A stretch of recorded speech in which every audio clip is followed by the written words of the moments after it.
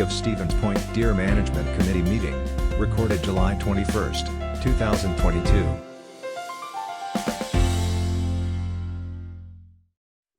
Awesome. Well, we'll just go right into the agenda. It's about 7:33. First thing on the agenda is roll call. So Eric Olson is here. O'Connick? Here. Bialis is not here yet. Hickstrom? Engstrom. We have a quorum. Great. Next thing on the agenda is approval of the November 18th, 2021 meeting minutes. So that is the last time we met. Did anybody get a chance to look at that, or were there any corrections needed? I'll move.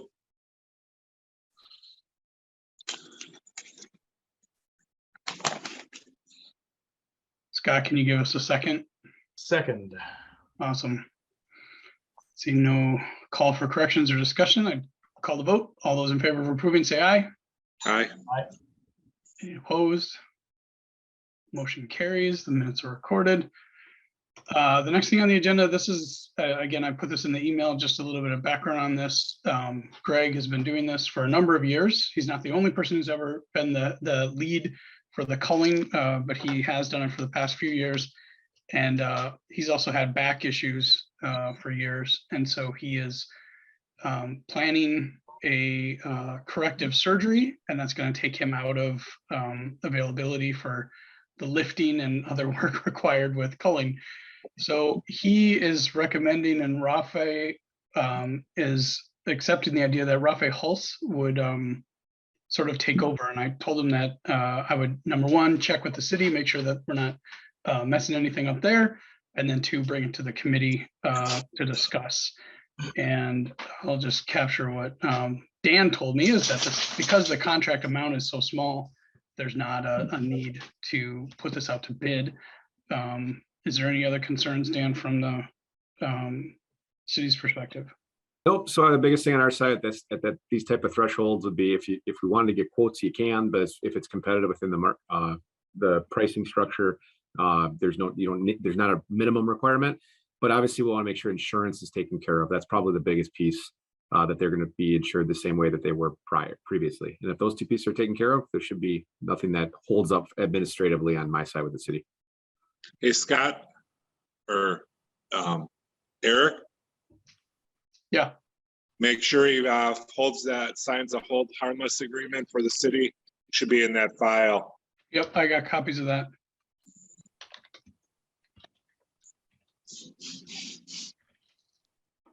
And he's going to honor the price that we had set last year. As best as I can tell, in my conversation with him, it didn't even come up. We're at $70 per deer for cull. I can verify that with him. His main interest right now, he said, kind of reflecting what Dan just said, he wants to make sure he gets his process going for insurance purposes. So He wanted to know if this is sort of a go. So I will follow up with him, but I think I might need a motion just to make sure this is okay. Just that. And we may want to just designate that we want to end this the end of the year, because that insurance policy goes from different times. So in the past, we've gone into January, but we may want to make it clear we want to end the 31st of December. So maybe whoever makes the motion can include, say awarding it to the person's name, as well as maybe putting an end date on it. If you just include that in the motion, I can capture it.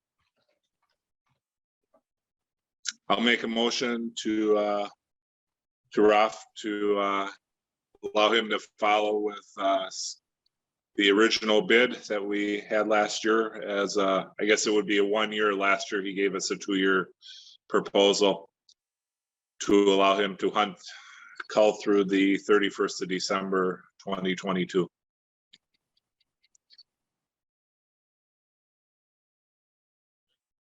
Just to make sure I got the name, could you give me the name one more time, Eric?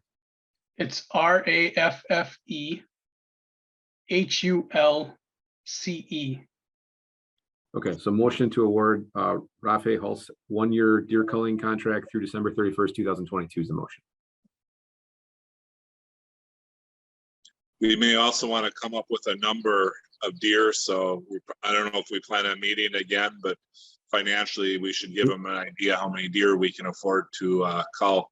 We'll have to come up with a processing amount from people's. You need a second first, John, just hold on. I'll second that motion. Thanks, Scott. Now All we right, can so- discuss. Additional discussion here. I was curious of the individual. I just don't recognize the name. Has he been working with Greg in the past? What is his experience with deer culling, that type of thing? He has been working with Greg. I asked my family if they knew anything about him, and my mother-in-law, who is a longtime West Sider, recognizes the family name as a West Side name. So he's probably familiar with the West Side pretty well, which corresponds to a lot of the culling activity that they have been doing. But I can't speak any further to his character or know about him. I don't know if, John, do you know anything about? At least 2 or 3 years he's been hunting with them, so Yeah, we've had no issues. He'll have to go through the background check and all that, so. Yeah, that's all I was gonna say is if you can just have him fill out the form for a background check, the PD can run it too, since he'll be the lead on the contract. sure. So he'll come into the city clerk for that. I can provide you a blank form, and if he wants to fill it out and bring it in person, we can set it up and the PD can run it through. Okay. The other person that they work with is Dan Herman, and I'm gonna imagine that Dan would be the person helping Rafe with this, because it is more than usually one person can do what we ask of them. And I think you had a question, John, about budget, and it's a question of kind of running through the number of if it's $145 per animal. Is there sort of, I don't know if we really have ever maxed out anything. I think it's usually based on the ability of the colors to actually get deer, right? Like Correct. I mean, We in the never- past, we have maxed out at 50. Just last 2 years, we've been 35 to 45. Yeah. But have you received tags from Lisa yet? I have not. Okay, you may want to contact her and get those from Rapids. Is there She a can form? probably with- mail them John, to is there you. a form? Is there a form with that, John, or how did that process go in the past? Just give her a call and she'll just ask her how many you want and let her know you want to do some buck tags too. So they put that on the permit also. Then she'll just mail them. Okay. I put that in my notes. And then also find out about CWD, what their process on that is, and then somebody's gonna need to go to Peoples and get a price from them also. Yeah, I know, looking back at your email from 2021, Peoples was talking about trying to bump it up. Yeah. So they are interested. I mean, it's not that they want to, they don't, I get a feeling that they're really just passing along costs. They're not necessarily generating more profit because of it. They're just recognizing labor and other fixed costs that go up. Right. And somebody needs to talk to Mel. He's invited to the meeting. He said he was going to be here. Okay. So, because October is gonna come by real quick, so. If you need somebody to run, I can do stuff if you need help, so. But otherwise, yeah, the certification for the colors and then just the tags from Lisa, and make sure we have it listed as we can get bucks too. And then he needs to know that he has to save the antlers.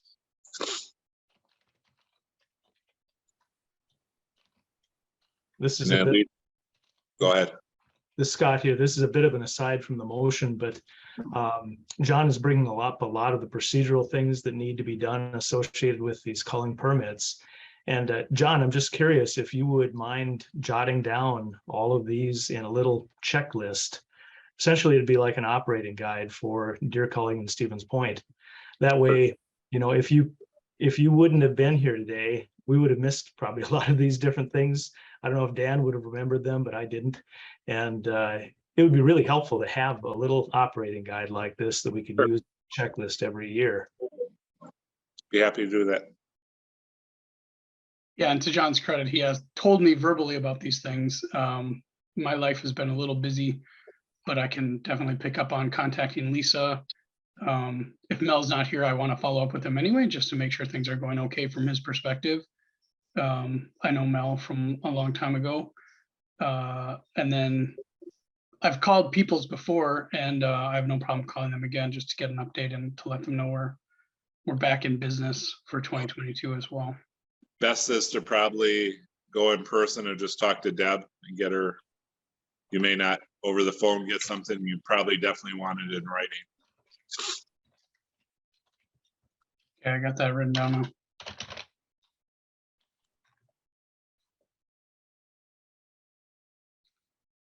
So the main motion on the floor is just transferring this agreement for the end of the year to Rafe. We have a motion and a second. Again, from my perspective, this is what's on the table. This is the best thing. But I guess one question I have is, does this then set us up so that in 2023, we're putting this, really in 2023, we'd have to put this back out? So my suggestion is we meet sometime in April or May of next year, decide, put it on the city webpage. And then I always sent letters out to, there's like 3 or 4 people that have hunted for us in the past, and just send them out to them and see if, who's interested. There is a gentleman that worked for the water department that was interested. His name's in the file in the clerk's office. But he was not interested this year, he said, but I wrote his name down in there and phone number. And just see if anybody else is interested. The only thing I would advise is, I think when we get to that time, to Scott's point, it might make sense for us to put, you need to have a minimum of X of insurance. You need to be able to whatever we're going to ask for, demonstrate, a 4-year history of successful hunting, whatever those things are, just so that when we do it, or Eric, if we're talking to people that inquire, we can give them apples to apples. So otherwise, Right. As we know, we'll get different numbers or things of that nature. Sounds good. So John, if you don't mind, I know you've done that process. I think it would just be helpful if you don't mind. And if you write it, I can type it. It's no problem. But if you just put on the bottom, maybe those couple things that you'd ask for, level of insurance, Sure. history, whatever. Mhm.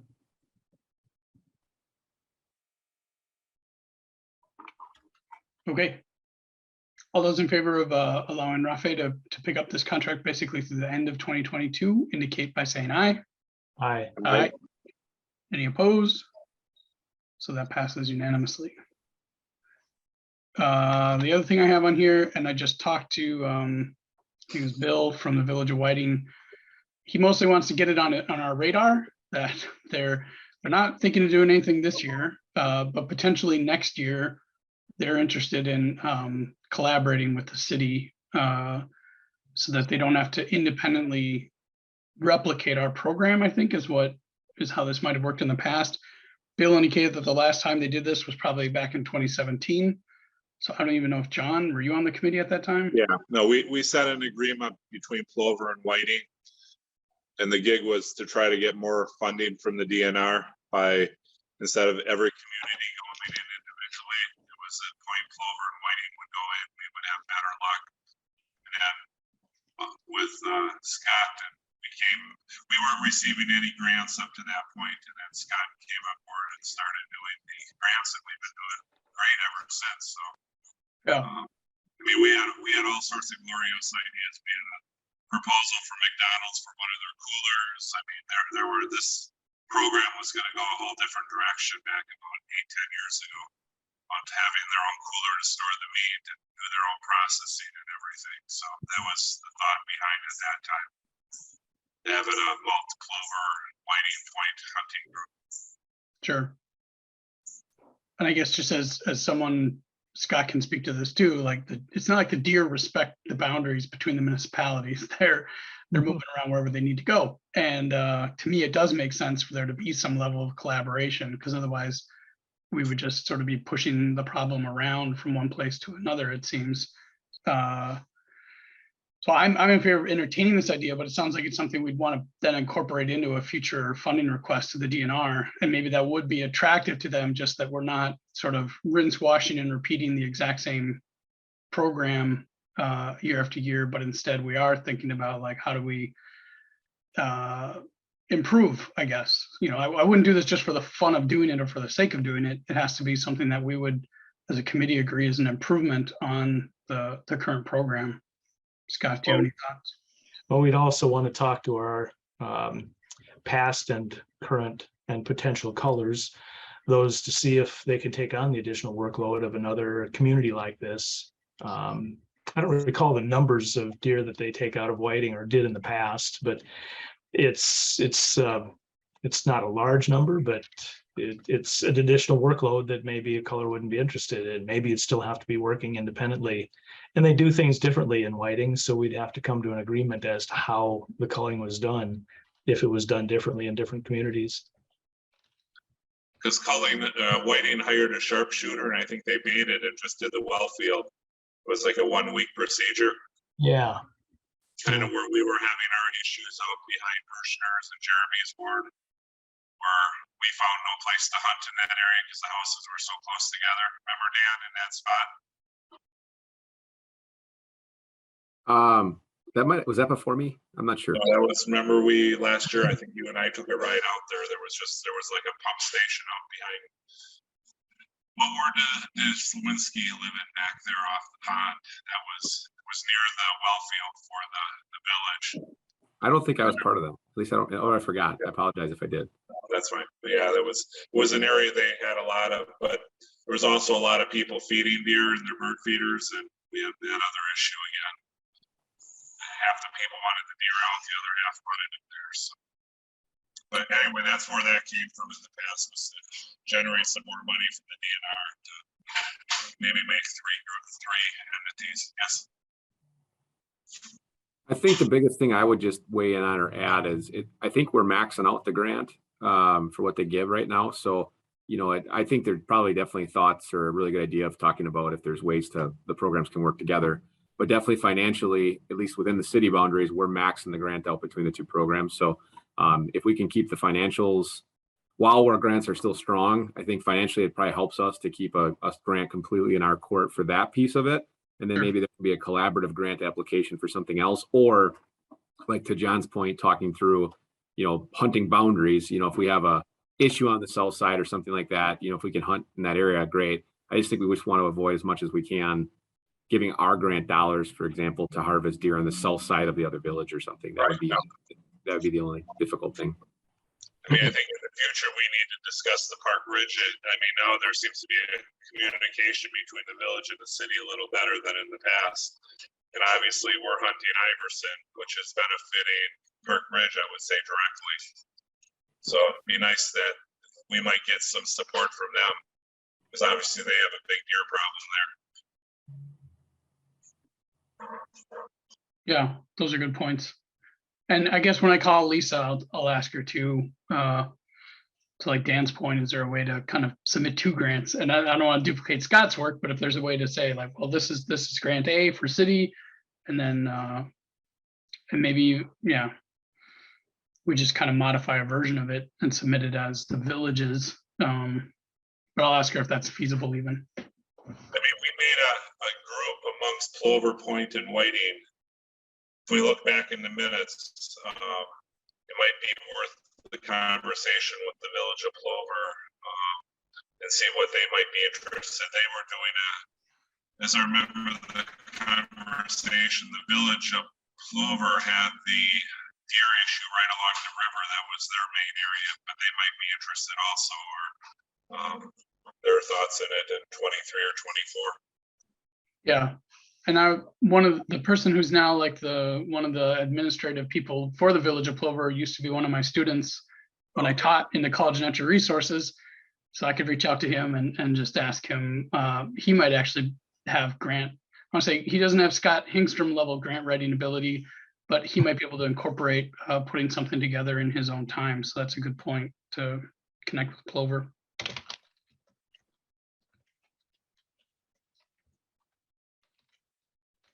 I'll agree to take that on. So I don't think we need a motion here. This is just really for discussion. So thank you for that. We might also explore with the DNR and their urban wildlife damage program to see what flexibility they have as far as their granting program, recognizing that we have 4 communities that could be involved in something. If we took more of a holistic approach to things in central Wisconsin, maybe they would be open to some opportunities. Yeah, good point. So asking her about the flexibility that might already exist in the grants. Yeah. Okay, the pretty much the last thing I have here is just looking back at deer and goose projects from 2021, 2022. Just for everyone's sake, we have sort of the numbers from 2021 into January 2022, 38 deer, which is up from the year before. 27 deer was the 2020 number. And then John, you knew something about how the goose thing went. No, Dan, do you have? Yep. I don't have any goose records. We have, so the 2022, we had 144 total for 2022, and 2021's number, I think, was a little bit less than that. I was actually just gonna look back. I believe it was 88 in 2021. One of the largest difference in 2021 is we are able to work collaboratively with the golf course this year, and Iverson Park was incorporated as well because we had a real heavy population there. So we have seen a decrease down along the riverfront, but the reason our number increased for 2022 was because of the collaboration there over by Iverson Park. Did they go on the golf course too this year? Do you know, after they left us? My understanding is they actually had to do a water, I'll call it like a water drive, essentially. They had to actually get in the water between the 2 properties and work between them to get them onto land. And what location exactly ended up being the corral point, I'm not certain on, but I do know that I think they were on both sides. They went to water, and then they were able to use their kayaks and things to, similar to what they've done along the Wisconsin a couple times, Right. just bring them on the land. Are we, Scott, comfortable? Or there less in the beach area than we had earlier? I mean, we got rid of 180 from Iverson. Yeah, we've seen improvements at both locations, significant improvements. It's been the by far, it's been by far the best method that's been incorporated so far. Scott, do you have any updates or campus-based news? I was just curious on the same point, if there have been any complaints registered, anybody concerned about the procedure of roundups or the number of geese that are still in the park. I was just down at Piffner Park yesterday, and there were a dozen geese right there where we sat to meet. So you thought, well, what's the effectiveness of the capture program? But if you look at the overall park numbers, probably dramatically reduced. Yeah, we still every so often when there is a few, especially in the migratory seasons, it's a little bit more, but our summer contact it's a fraction. I mean, we get very little response. Every so often we do notice a social media post, about something along the riverfront, but I can tell you, maintenance wise, we're not cleaning the trail like we used to have to a lot.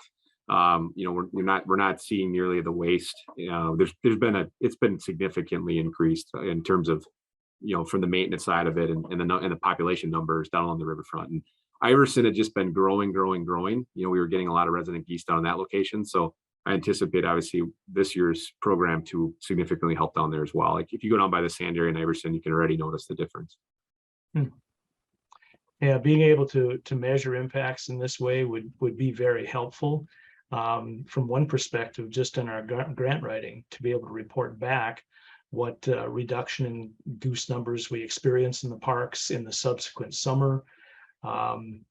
As you were saying, the number of complaints are way down. If there was a way of documenting that, it would be useful. But I know it takes time, and nobody has time available to do things like this, it seems. Yeah, we certainly can keep track up front as we get calls, and it's so very few that it wouldn't be a huge undertaking. I can talk with my assistant and say when we get a call that comes in, just put it down on a spreadsheet. All right. Well, I think to your point, Dan, the people who do maintenance out in the field, they would be able to tell you sort of, here's how I could tell you that it used to look like this on the trail and now it looks like this, and that saves us time and money. And we know that those are basically the the droppings are the indicator of the problem, right? I mean, Big Yeah, time. yeah.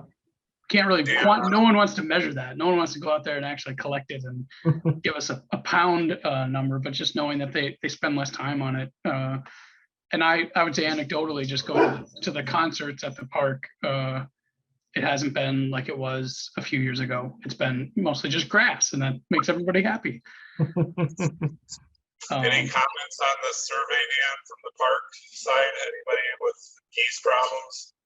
So we had over 1,300 surveys completed. So we're still compiling data. So I won't know if we're getting, so in the corp plan last time, it was a big item of concern. We'll see more. I'll know more in like the next probably 60 days. So that high account to get all that into the report format's been a little bit difficult. So I have not gotten a great review on that, but we have lots of surveys. So I think we'll know in a hurry if it's a reoccurring theme or not. That's great. Are we interested in doing another proposal this fall? Scott, would you be willing to help us? Yeah, I can help with that. We've been successful, so that's a pretty easy road. Yeah, and I can contact Lisa this month still and then circle back to you and let you know anything I glean from her about how the DNR is viewing our program and what the prospects are for any regional development or collaboration with other municipalities. Yeah, from a timing standpoint, I think we've usually met in early fall, and then that's usually been, early enough that Scott's been able to transition the grant over for me to button up the city side of it and put it in. So Yeah, I think it's usually early December when they're due. We usually start tackling it in October. We talk about it. We have something to review in a November meeting typically, and then you're able to do the city touches on it mid to late November. I was just going to comment, thinking back historically, before Dan came here, the city manager, the person in your position, was really opposed to goose roundups. I just felt that the public outlash would be intolerable in Stevens Point with the idea of rounding up geese and removing them. And from what I've observed, that just hasn't been the case at all. And in fact, what's been reported today is that it's been very positive, that the park maintenance people are very positive regarding this as far as the droppings. You haven't had complaints. We haven't had complaints about the actions by USDA or the DNR as far as the actual roundups. So it seems like this program has been successful. Aside from what previous perceptions were, I don't think we have a problem here. yeah, I would agree. I can tell you that I think the way that the USDA has made this program, the way that they make it work, number one, they're really, they're highly qualified. They really know what they're doing. And number two, they've done it in enough communities that they implement it in a really, it's a classy way, the good way to say it. I mean, just in a real respectful manner, and they handle it very well. So yeah, I can tell you, I've not gotten, my office at least has not gotten a single complaint of how they actually implement it. There's been some questions sometimes, but nothing, not once. And it's mainly because they're in and out, it's done in a single day essentially, but they really do a good job with it. And the people we work with at the USDA class act, I mean, they're really good communicators. They do what they say. They've got a good plan. They ask us to do some site work and give some numbers and things ahead of time, and then they carry it out really well. So it's been very positive, very successful, and obviously very helpful with this committee, helping back it and get the grants for parts of it as well. Yeah, that's great. I have one other comment kind of along the line of changes in the last couple of years. Last summer, some people that I work with and some volunteers put in a pollinator garden along the shore of the river, just south of where the marina is, kind of in between parks there. And again, the old school way of looking at it was to say, well, the public will never stand for that. It'll get destroyed during the fireworks, or people are just going to trash it somehow. And from what I've been able to observe, people actually really like it. And it has been respected. And we did go through a pretty good year of fireworks and the riverfront rendezvous. And as far as I can tell, the plants weren't harmed in any way. And they look really nice. Dan, any thoughts on that? Are you getting any feedback about that garden? Been very, very positive. So people have been very happy with it. We do take a couple precautions for riverfront. We put some caution tape around it just to make sure people see it. But yeah, no, been very positive. I think the establishment worked out well. Obviously, there's a little bit of work. The planting was fantastic. The volunteers did a great job with it. We had a little extra work with some watering, which is to be expected, but so far so good. Been really good. So I think we talked with some members of the Wild Ones too, just saying that after we have a couple of years under our belt, I don't believe that the department or the city is planning to do obviously the whole thing. Right. There'll probably be some balance, but I could see that probably potentially being expanded in some capacity. Yeah. And the idea there is just to use more sort of sustainable long-term ecological modifications. Maybe that's part of what we can report to the DNR too, is that we are trying to do an integrated management approach rather than just sort of like, oh, this is all we do is we kill them. It's like, no, we're still trying to do other things. And then the other comment I have, we did get a call yesterday. Dan forwarded it to me. Just a person in one of the neighborhoods, actually, just kind of, I think, west of the cemetery that John worked at, in that neighborhood there, who said that the deer are just getting pretty aggressive in the yard. Like they're hanging out, and we're not on the edge of the city really here anymore. We're pretty close to Old Highway 10 and just east of Michigan. Dan, is that pretty much the only call you've gotten kind of about? Yeah, it's interesting that we've not gotten a ton of feedback. That's the only call I've gotten in the recent history this year, probably so as we get them, we'll definitely continue to forward them. But I'm assuming, I don't know what it is, if it's just that time of year again too, that could be more maybe eyes on it. But and I also know, Century just put their permanent fence up and stuff too. So Right. there's kind of a north boundary now. They have to come south if they're going to stay in the city. So Yeah, so you referenced the big fence at Century, is that what you said? yeah, I said that now that fence is in permanently, I'm assuming there's no more deer getting in there at all, I would guess. So Yeah. I think you got a pretty hard stop north of Schmeekley. And obviously we know there's a real large population around Schmeekley. Yeah. And nothing's really changed as far as Schmickley's perspective on. No, it doesn't. I don't, sounds like that's probably, no, not that I'm aware of. Okay. The airport's off limits now, so. Yeah, that's the other big change I think that's worth mentioning is that now the airport is completely enclosed too. So that's going to definitely, I think, shift some of the habitat. And I think they did their best that they could to not have deer in there as they closed it in. So there was quite a few deer in that area, obviously, that used to live in the fringes of the airport that won't be able to get in there anymore.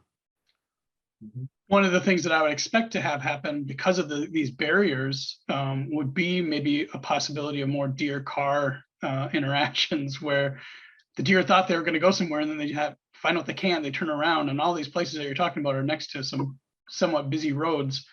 And I know Scott has used this information for the grant, but maybe it's healthy to circle back to the city police department and find out if they have numbers. And yeah, the police department can provide like the deer, I think what they call it, deer car collision or deer car. John, do you remember? It's like their call list that they respond to. So whenever that list is wanted, they can do that. They track every call. okay.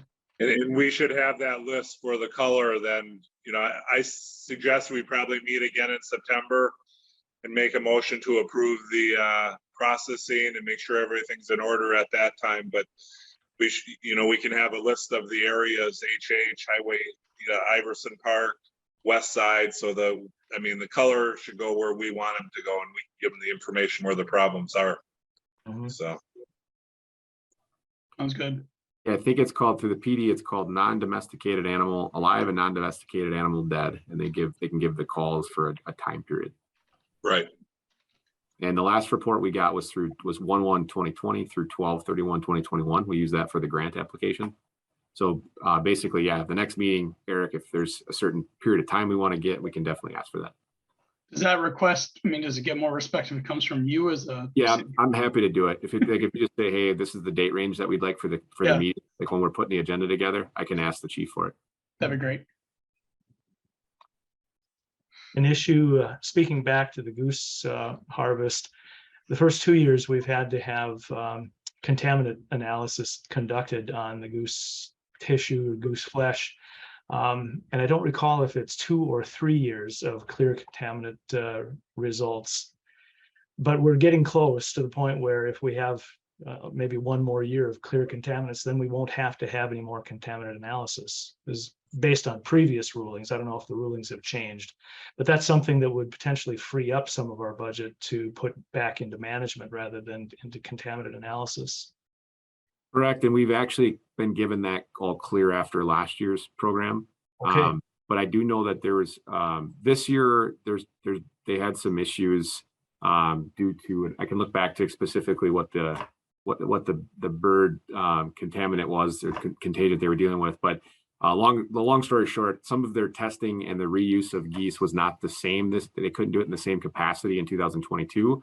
So we've been given an extension on that testing for next year as well. So, and Scott, I'm happy to send that to you. You'll know it way better than I understand it. But it was something to do with one of the diseases they were working through and their testing sites and their availability and willingness to be able to bring the birds in and out without worrying of spreading that contaminant. Oh, okay. Well, yeah, and this was a weird year too, with a pretty hardcore avian flu out there. I could see how that might have limited people's desire to bring other animals in. Avian influenza is exactly what it was. So I've just actually found it here. So the meat processors were unable to take birds in the capacity they used to do it due to avian influenza. So because what they basically stated is no testing is required for 22 and 23.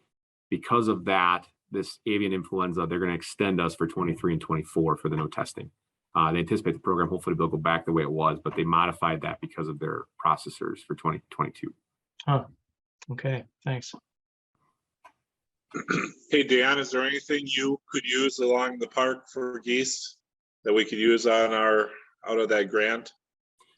So based on, we did buy one of the grass products previous to us getting to the Roundup, just to see how they would work. And similar to what our report kind of showed is that the application of those without reapplying them regularly, with the rain, we just didn't see much success. So currently, we're not looking at another product. I mean, essentially, I think to Eric's point, we'll probably be looking at some other habitat areas, long term here, before we're looking at more of a chemical application or something like that. In terms of frightening, we've really not done any of that. We haven't had to, based on some of the numbers we've been experiencing. So no, short answer, John, right now, I think we're pretty set in terms of the city side, and based on, what we've been paying for the geese and then what we've been getting for deer. Last year we maxed the grant out. So as long as we don't see a big dip in the deer numbers again, I think we'll be able to fully, reconcile and get that 5,000 again. Okay. Otherwise, for plants, we're talking about along the riverfront again, maybe if something left there. Yeah, I think we should write that into a future grant for sure, because I think the wild ones would welcome some additional money for it. But again, with the planting of it and then that establishment, there's some meetings that have to happen to set that up. Because basically last time when we did that, we started with us applying some of the black tarps to kill off the grass and the vegetation that was there. So we started that, a couple months in advance. Yep. And then they peeled those tarps off and started doing plugs for the plantings. Then we got a barrier around it. So we'd have to put that in motion. So I think that might be a really good supporting piece for a future grant. I don't know what you think, Scott, but I would assume that would be something that would probably be eligible if we did it. Probably would, as a means of habitat modification. And that's just one of the tools in an integrated plan. Yeah. I mean, if you need labor or whatever, I guess I don't want to turn any money in. If we've used it all up, that's fine. But if not, you want to justify some labor for the plants or whatever.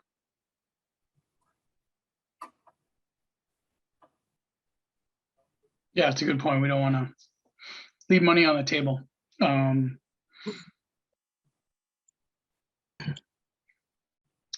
right. Anything else for the good of the order? Can't really get into any decisions because if it's not on the agenda, but it's too bad that Mel didn't make it in. I'll connect with him and find out what happened. Can I propose that we meet again probably August or September?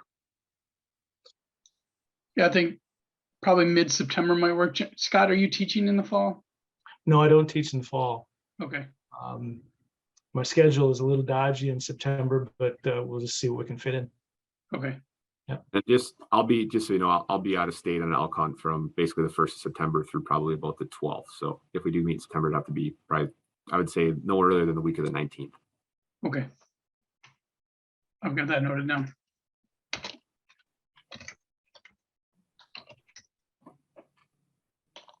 Thanks, John. Motion for adjournment? Second. All right, got a motion to adjourn in a second. All those in favor say aye. Aye. Aye. Aye. Any opposed? All right, I thank you all, and thanks to John Quirk for sitting through our meeting, and we'll be adjourned until a date in September. I'll send out some emails to get the date pinned down. Good day, everyone. If you Excellent. need help with Lisa or people, let me know, Eric. Will do. Thank you, John. Yep. All right. Take care. See you later. Okay. A video of this meeting is available for viewing on the city's website, stevenspoint.com/videos.